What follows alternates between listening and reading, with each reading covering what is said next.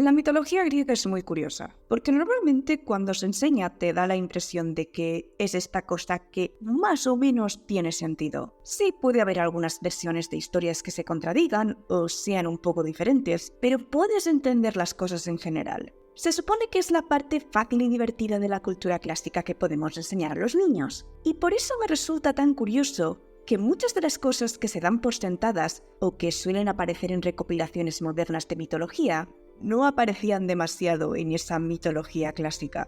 Y como ejemplo os traigo el tema de hoy, porque una de esas historietas famosas que se suelen contar es la relación entre Hefesto, Afrodita y Ares, la hermosa diosa del amor, mal casada con el más feo de los dioses, el coco Hefesto, y a pesar de que éste está perdidamente enamorado de ella prefiere al más atractivo dios de la guerra, Ares. Por poco que os guste la mitología, habréis oído alguna versión de esa historia. Y puede que os sorprenda cuál era la realidad de todo eso. Así que empezaré contándoos la historia como se suele contar, y después os explicaré dónde están los problemas. Empezamos la historia con Hera, que celosa de que Zeus hubiera podido tener a Atenea por sí solo, decidió tener también un hijo por su cuenta, así que tuvo a Hefesto. Pero como era demasiado feo, Hera lo tiró del Olimpo. En la tierra, Hefesto aprendió el arte de la forja y se convirtió en un gran artesano, talento que pretendía usar para vengarse de su madre y conseguir regresar al Olimpo. Construyó tronos para los dioses y los envió al Olimpo, pero el trono que hizo para Hera estaba trucado y cuando ella se sentó, quedó atada y no había forma de soltarla. Desesperado, Zeus prometió que aquel que liberase a su esposa se casaría con Afrodita, la diosa más hermosa.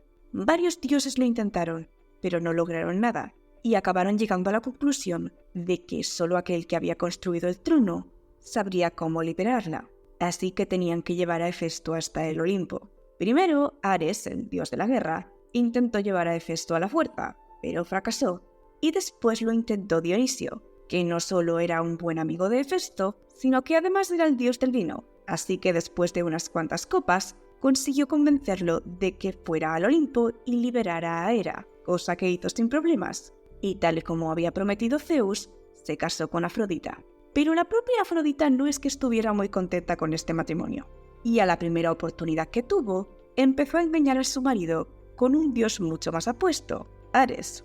Pero Helios el Sol descubrió su aventura, y avisó a Hefesto, que tramó un plan para humillar a los amantes. Construyó una red dorada y la colocó sobre la cama donde solían encontrarse.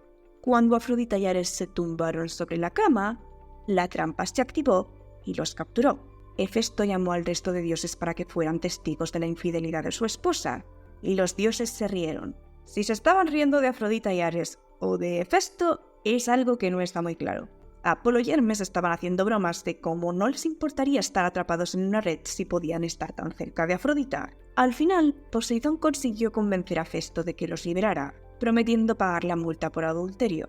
Y ahí es donde la historia suele acabar. A veces se dice que Hefesto y Afrodita se divorcian después de esto, pero normalmente se suele jugar con la idea de que Hefesto y Afrodita están casados, pero ella prefiere a prácticamente cualquiera antes que a él, especialmente a Ares. Pero como os he dicho al principio, hay un problema con la historia que os acabo de contar. Lo primero es que estos son básicamente dos mitos cosidos entre ellos. Por un lado tendríamos el mito del trono y por otro el mito de la red. Pero incluso así, no es raro que para que la mitología tenga sentido tengas que unir varias partes. Lo que es extraño es que a pesar de que esta es una historia bastante conocida sobre la mitología, después de haber hecho vídeos para cada uno de estos tres dioses, me he dado cuenta de que no están muy conectados más allá de esto. Ares y Afrodita sí que parecen tener cultos juntos, pero Afrodita y Hefesto normalmente no se relacionan, a no ser que sea en este mito. Y dentro de este mito, que realmente son dos mitos cosidos, hay una parte que he tenido que medio inventarme, la de que Hefesto se casó con Afrodita como recompensa por liberar a Hera.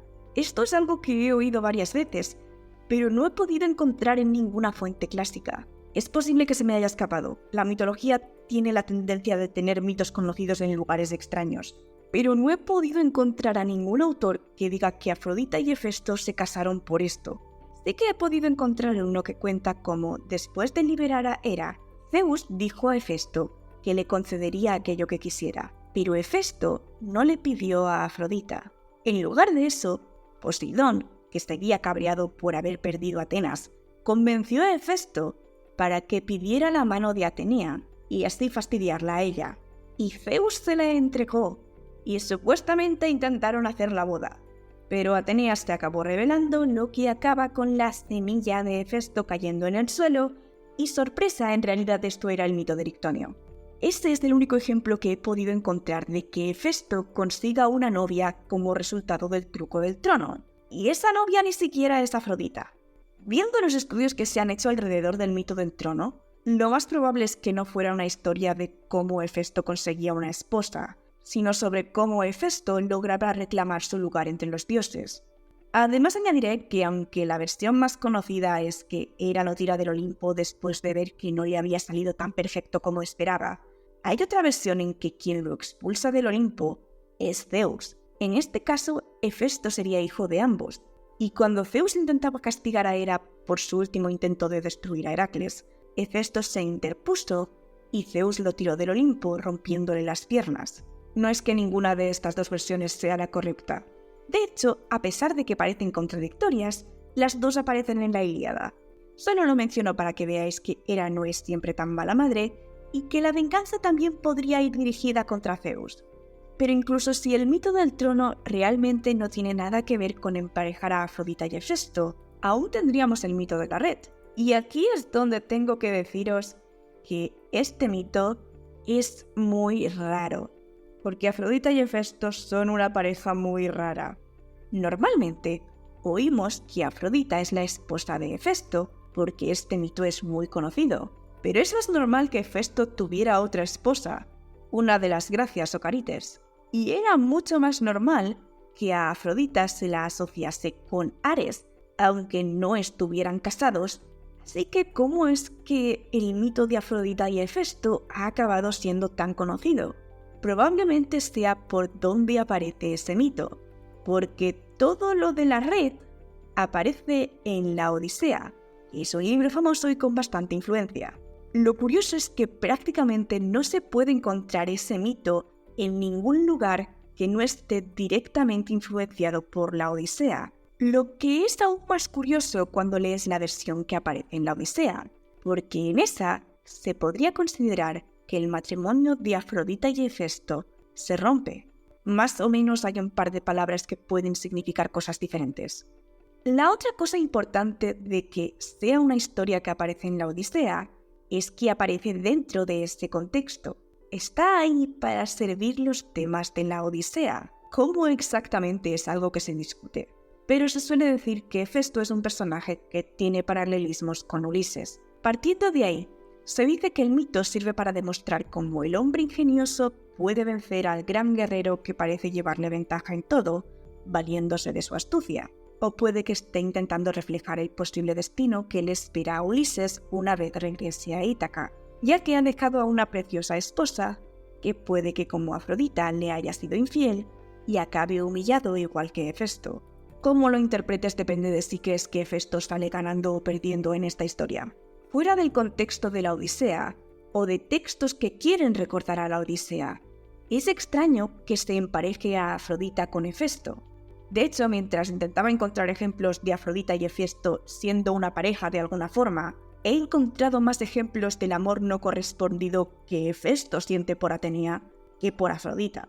No es que nunca aparezca, hay ejemplos, sobre todo cuando se quiere explicar de dónde ha sacado Afrodita alguna joya o arma en particular, que se menciona como fue un regalo de su esposo Hefesto.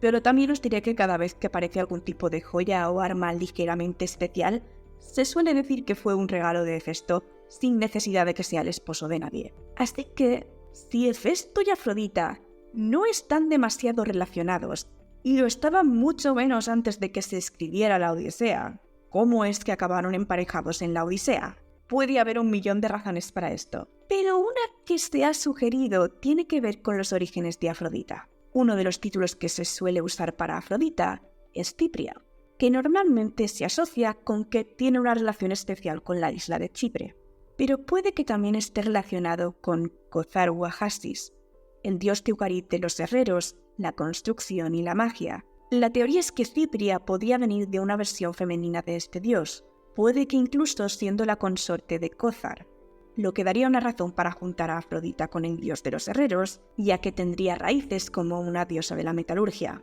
Aquí también tendría que hablar de cómo se incluye el mito de la red dentro de la Odisea, ya que Ulises lo oye cuando está en la isla de los Feacios, y se supone que es un lugar extraño para los griegos, por lo que puede que se supusiera que este mito en el que Afrodita es presentada como la esposa de Hefesto tuviera que sonar extraño y exótico para la audiencia griega que estaba escuchando. Así que puede que la relación entre Afrodita y Hefesto empezase como un elemento extraño, que se fue referenciando hasta el punto en que ha acabado aceptándose como la norma.